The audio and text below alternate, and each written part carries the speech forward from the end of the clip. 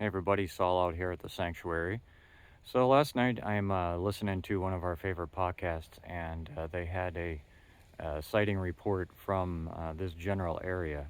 What was really exciting for me was the fact that this report came from a watershed that is within what I believe to be uh, the territory of the clan that visits this area.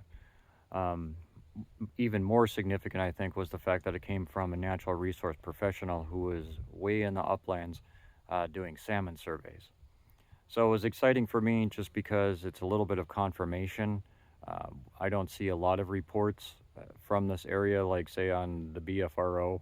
Um, and, it's such a small population that you wouldn't expect to see like a ton of reports. I think, as we all know, a lot of people just kind of keep this to themselves. They definitely don't go to some sort of Bigfoot organization with it, they don't know how to process it.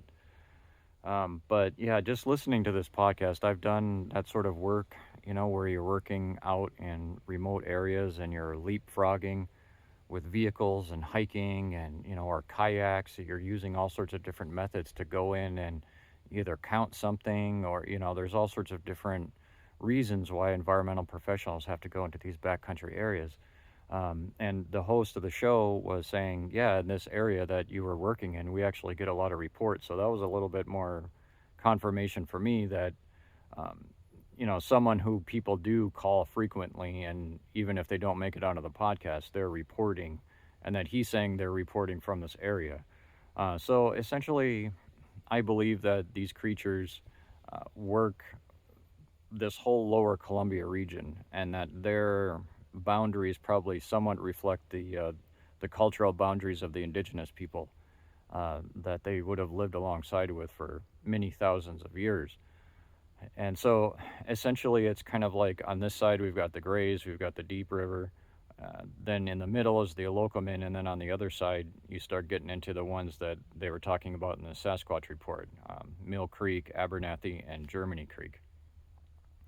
So, basically, like all the watersheds that come down from the uplands and drain into the Columbia in this area is where I think these particular creatures roam.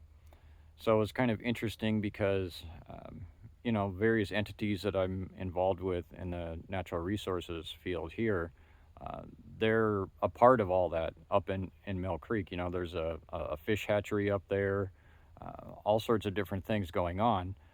So this is kind of, this is my territory where I work and, know people and whatever. So to hear this report coming from one of those areas that, I've worked with all these entities to, get all sorts of projects and things, keep them moving along.